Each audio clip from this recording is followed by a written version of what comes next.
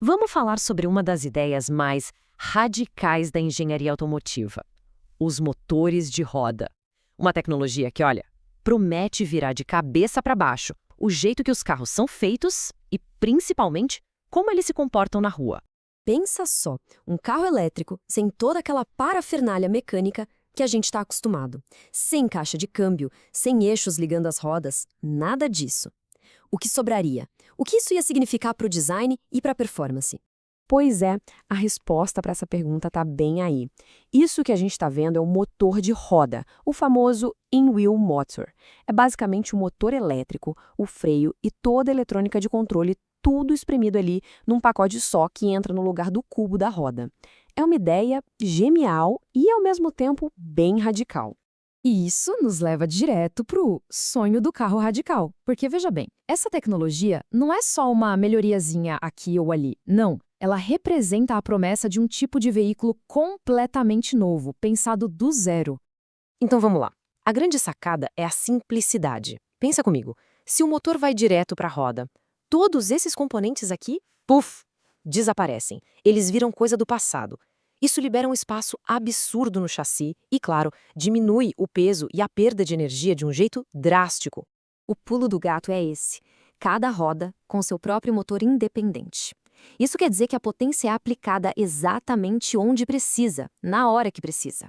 É um nível de controle que os sistemas tradicionais, sinceramente, nem sonham em alcançar. Agora, a parte mais maluca dessa história toda é que essa ideia super futurista não tem nada de nova. Na verdade, ela é bem antiga. É isso mesmo. 1884, mais de 130 anos atrás. Isso é antes de muito carro a combustão sequer existir do jeito que a gente conhece hoje. E a gente tem que dar o crédito para esse cara, o Wellington Adams. Ele patenteou a ideia de botar o motor elétrico direto no cubo da roda. A visão, a ideia genial, já estava lá. O problema era a tecnologia para fazer isso virar realidade. Aí é outra conversa. E aí que a gente chega no grande problema, no desafio de engenharia que assombra essa tecnologia há mais de um século. Essa pergunta é de $1 milhão, né? Se o conceito é tão antigo e parece tão bom, por que raios os carros elétricos de hoje ainda usam um motorzão central com eixos? A resposta está no ambiente brutal, que é o interior de uma roda. Pensa só no inferno que é ali.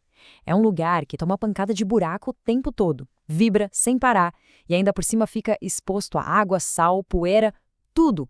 Tentar colocar um motor elétrico, que é uma peça de precisão, ali dentro, é um pesadelo para qualquer engenheiro.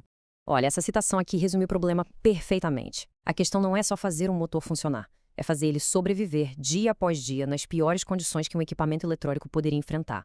E aqui está o grande vilão técnico da história. A tal da massa não suspensa.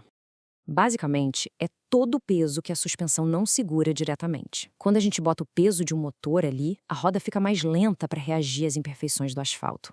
E isso pode simplesmente destruir o conforto e a dirigibilidade do carro.